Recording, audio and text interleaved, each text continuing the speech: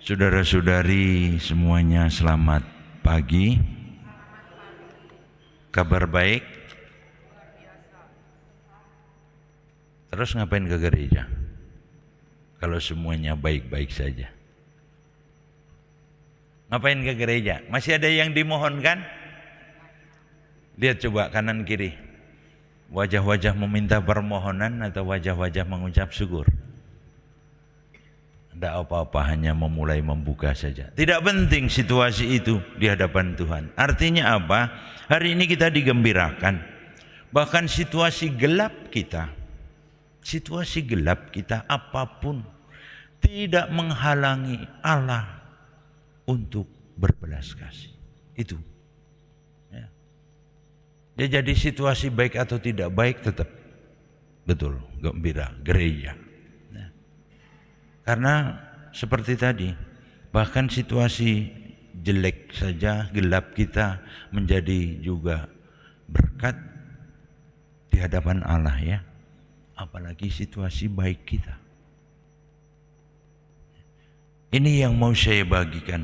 Bagaimana juga dalam bacaan pertama tadi, Elia tetap dijaga Allah. Bahkan dia dengan cara burung gagak yang menyediakan makan. Menjadi sangat jelas di dalam bacaan Injil. Situasi gelap manusia, entah kemiskinan, entah dihina, entah apapun juga diberikan kegembiraan. Berbahagialah. Hari ini kita dengar yang disebut sabda bahagia dari Allah. Sabda bahagia. Pertanyaannya, ya, kalau kita di fitnah bagaimana? Cari pelakunya sampai selesai.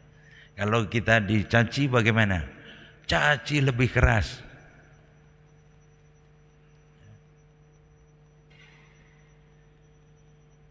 Apakah kita sungguh pernah mengalami situasi yang sungguh menderita karena dia?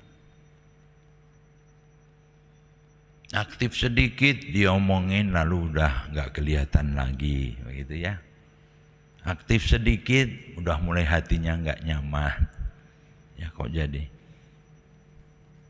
Sabda bahagia ini mengajak kita dalam situasi, sekali lagi, dalam situasi yang mungkin tidak nyaman Anda bawa ke sini, apapun di hadapan Tuhan, tidak menjadi halangan untuk Allah. Ini harus menjadi kepercayaan. Tapi ternyata di dalam hidup iman tidak cukup didasari kepercayaan, lalu menjadi tindakan juga. Ya, tidak pernah ke gereja, sama kok saya di rumah berdoa terus juga pada Tuhan. Tuhan yang di rumah sama Tuhan yang di gereja sama enggak? Cari cingkabeh. Bangun. Sama betul. Ya sama. Tetapi lalu menjadi nyata seperti kemarin hari Minggu. Menjadi dalam perayaan Ekaristi menjadi real. Nah, kepercayaan kita, persatuan kita dengan Kristus di dalam rupa komuni kudus yang kita terima. Bahwa lalu kepercayaan harus diwujudkan. Itu yang penting. Elia pun yang tetap dia menyampaikan kepada Raja Ahab, menyampaikan dikerjakan. Apa berani kita menyampaikan kepada yang di atas kita tentang apa yang tidak baik yang sedang terjadi? Mungkin ini pas sekali bacaan pertama atau ke Injil dan selalu pas bacaan untuk hidup kita ya. Situasi yang semacam ini yang sedang kita alami. Mungkin karena kita takut sesuatu tidak nyaman hidup kita, ya dibiarkan saja. Elia menanggung resiko itu. Bahkan Tuhan sediakan, kamu harus pergi meninggalkan itu pelarian di ujung sungai ini, makannya begini. Luar biasa Tuhan kita. Kalau kita percaya. Percaya, satu. Yang kedua, bahwa iman juga plus tindakan. Firman harus menjadi daya dorong untuk bergerak maju. Mengatasi kelemahan manusiawi kita. Baik karena situasi diri sendiri atau karena orang lain. Tidak apa-apa. Situasi kita ada hal-hal yang kita terima begitu saja yang mungkin menjadi berat. Tetapi bahwa belas kasih Allah bisa mengatasi itu. Ini janji Allah. Semoga bacaan hari ini menjadi penghiburan kita. Penghiburan kita untuk tetap terus maju di dalam iman. Bukan hanya di dalam kepercayaan saja, tetapi juga di dalam tindakan. Karena apa? Sekali lagi, situasi kita apapun tidak akan menjadi halangan untuk Allah memberkati. Ini membedakan dengan cara kerja dunia yang lalu senantiasa berorientasi hasil.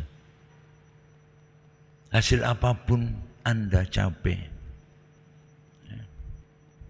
dalam arti tidak akan berpengaruh untuk Allah. Doa pujian kita tidak menambah satu kemuliaan pun. Lalu kita tidak usah memuji, bukan. Itu menjadi bagian untuk kita sendiri. Karena kelemahan, sekali lagi tadi, kelemahan dipakai Allah untuk memberkati kita. Dan itu menjadi jelas. Kematian Kristus menebus kita. Kematiannya mengangkat martabat kita. Lalu apa yang harus kita takuti? Terus kita harus punya pengharapan, terus kita harus maju. Semoga. Amin.